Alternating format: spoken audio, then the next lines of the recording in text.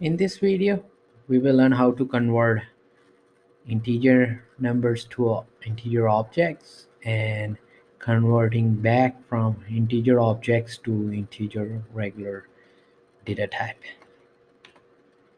as a primitive data type. In main function, I will create an integer object from int value. So it will be integer I object for integer object, and then integer method value of, and pass in the int value that will be 50 for me, and then I can print as a string this number. So that will be system.out.println, and I object and call its method toString.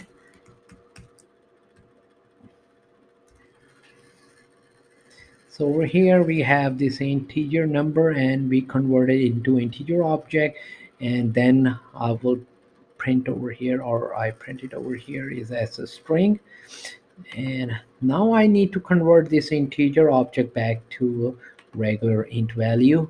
So I'm going to call int value function or method of this integer class.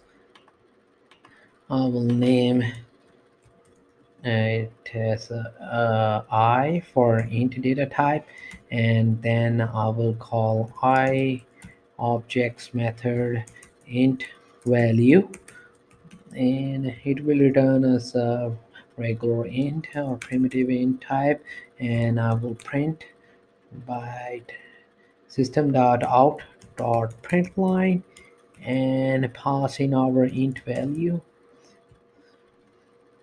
and just need to save and run the program.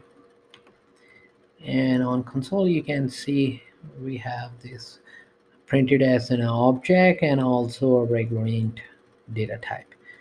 So this way we can convert int value to integer object and convert back from an object to int.